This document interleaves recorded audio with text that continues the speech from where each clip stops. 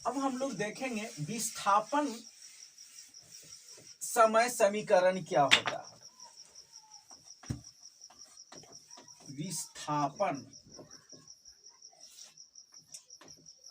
समय समीकरण,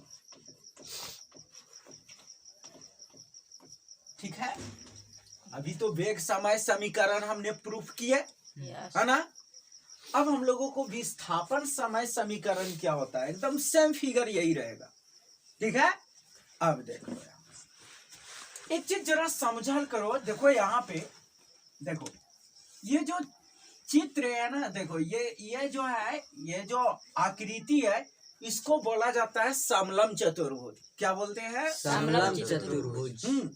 समलम चतुर्भुज का डिफिनेशन होता है, मतलब उसकी परिभाषा होता है कि कोई ऐसा चतुर्भुज हो जिसका एक युग में, मतलब एक युग में जो भुजाएं होती है वो समांतर होना चाहिए। एक युग में देखिए, ये और ये समांतर है कि ना? यस। तो ये क्या चीज हो गया? समलम चतुर्भुज। समझ में आया ना? Yes. हाँ, विशेष हम मैथ में बात करेंगे कि क्या होता है नहीं होता है, ठीक है। तो जरा यहाँ पे देखो तो बाबू, ये वाला देख रहा है ना, जो मेरा हाथ घूम रहा है यहाँ से, हाँ।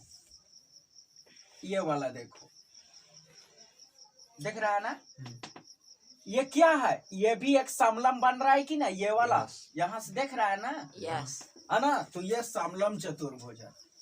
तो एस बराबर देख लो यहाँ से, वेग समय समीकरण का, ठीक है ना। वेग समय समीकरण का जो है, समीकरण जो होता है, ऐसा समझ लो, वेग समय ग्राफ समीकरण नहीं, सॉरी गलती से बोला गया। वेग समय, है ना, जो ग्राफ है उसकी आकृति का क्षेत्रफल निकालेंगे ना तो विस्थापन दे देता है। जैसे ये है ना, हाँ। अगर वस्तु यहाँ से यहाँ गया कि नहीं गया, हाँ। तो ये जो चित्र बना यहाँ तक, ये जो चित्र बना, इस चित्र का हम क्षेत्रफल निकाल लेंगे ना इस आकृति का, हाँ। तो ये विस्थापन दे देगा। मतलब दूरी एक प्रकार से कहो, विस्थापन कहो, दूरी नहीं। दूरी और विस्थापन में अंतर बताया ना, हम समझने के ख्याल से बता रहे हैं। क्यों? क्योंकि देखो, इधर का वेग है और इधर का समय है, तो वेग में समय से गुना करते हैं तो क्या मिलता है हमें?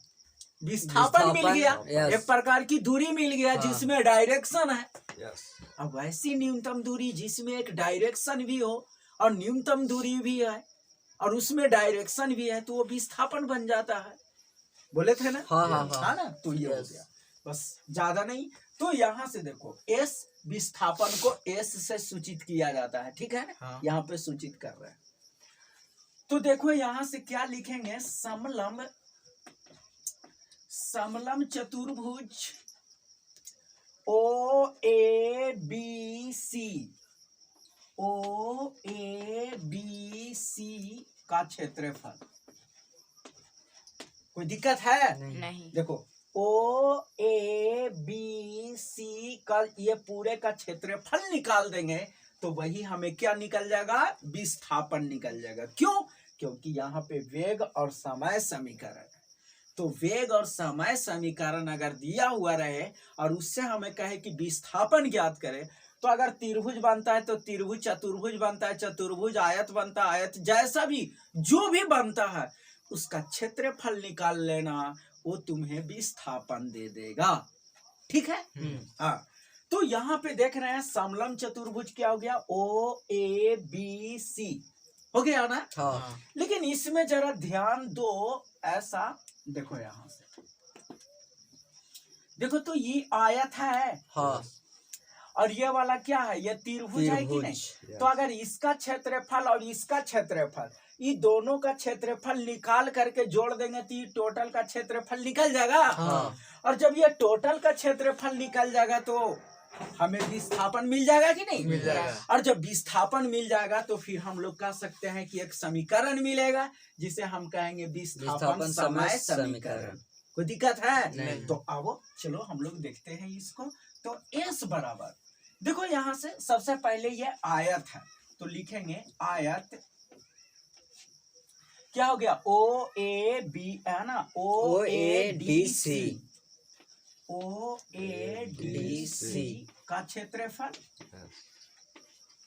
प्लस यह हो गया, और इसका क्षेत्रफल समकोण त्रिभुज, समकोण त्रिभुज BDA का क्षेत्रफल, BDA का क्षेत्रफल। कोई दिक्कत नहीं। ठीक है ना।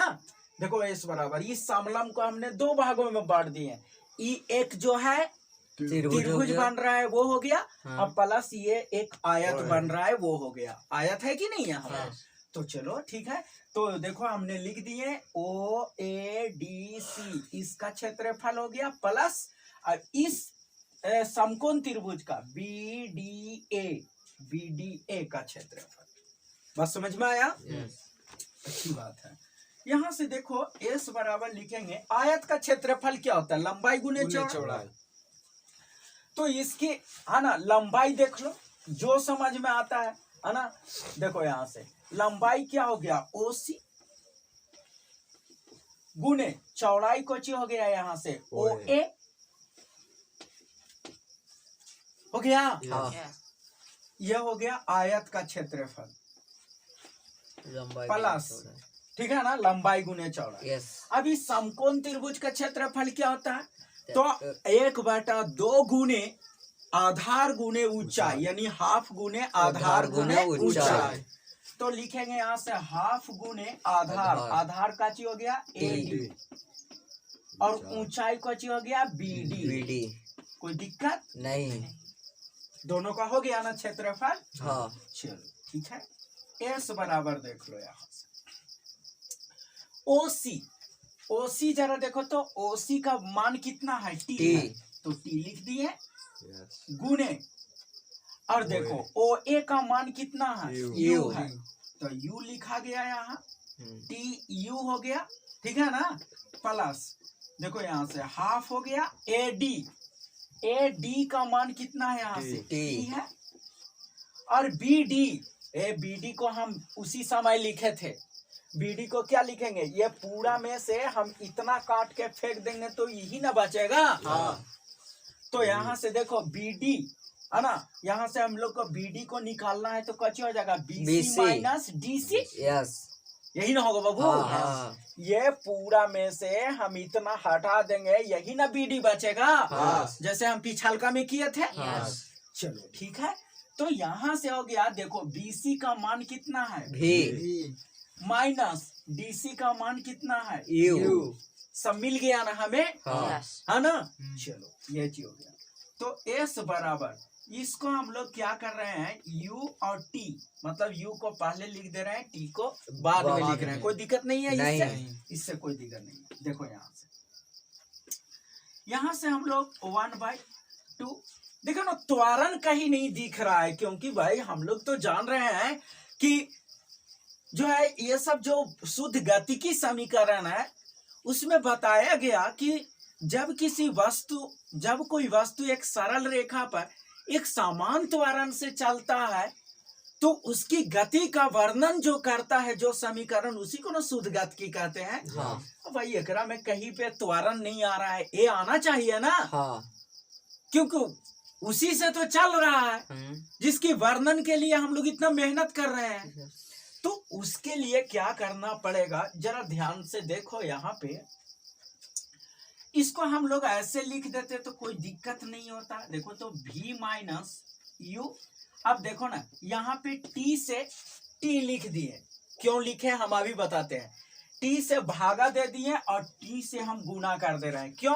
सुन लो, अभी तुरंत हमने किए थे कि V बराबर क्या होता है? U प्लस AT होता है ना। हाँ। तो देखो तो जरा ये V हो गया, ये प्लस में इस तरफ आवेगा माइनस में, बराबर का चीज हो गया 80 हो गया ना। हाँ। अब अगर हम A का वैल्यू निकालें तो क्या हो जाएगा? यहाँ से देख लो, यहाँ से V माइनस U, अब इधर का ये गुना में है, इस तरफ आएगा भागा में, तो बराबर में क्या हो गया? A। तो देखो तो यहाँ से A बराबर क्या आ गया? V minus U by T। तो V माइनस U, नीचे T नहीं था तो T हमने लिखे। तो ये तो टी लिख दिए, टी से हम गुना करेंगे तो ना टी से टी कट जाएगा तो वही चीज रहेगा।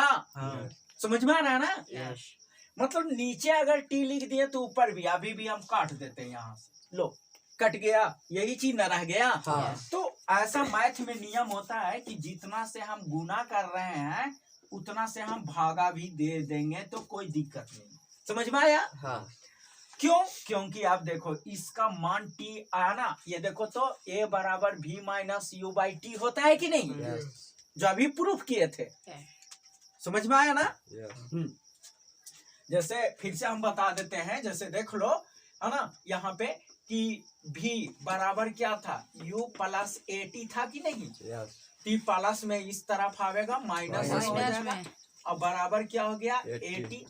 तो यहाँ से हम a बराबर लिखेंगे तो v minus you by T होगा कि नहीं, और बराबर a हुआ, यस हुआ कि नहीं? यस तो ये आ गया, तो इसी का मान हम लोग यहाँ पे लिख देते हैं। अब देखो तो इसको हम ये पूरा को क्या लिख सकते हैं, a लिख सकते हैं ना, क्योंकि देखो a बराबर है ना v minus you by T, है ना। तो चलो लिख देते हैं यहाँ से, है ना। तो यहाँ से हो जाएगा s बराबर हो जाएगा यहाँ से यू टी प्लस हाफ है, अब ये देखो ई टी और टी स्क्वायर हो जाएगा, लेकिन इसका मान क्या हो गया यहाँ से a हो गया, और a हो गया ना, ये वाला बीच वाला का मान, ये बीच वाला का, t गुने टी क्या हो गया यहाँ से टी स्क्वायर हो गया। तो हमारा एक आ गया ना समीकरण, क्या आ गया, s बराबर U T plus half A T square, क्या आ गया, हाँ s बराबर U T plus half A T square. इसको क्या बोलते हैं, तो विस्थापन समय समीकरण। क्या बोलते हैं, विस्थापन समय समीकरण। हाँ, विस्थापन समय समीकरण कहते हैं। और ये जो है हमें एक समान त्वरण से गतिशील वस्तु के गति का वर्णन कर रहा है, ये बता रहा है कैसे चल रहा है वो, ठीक है ना। तो इस प्रकार से चलो लिखो इसको।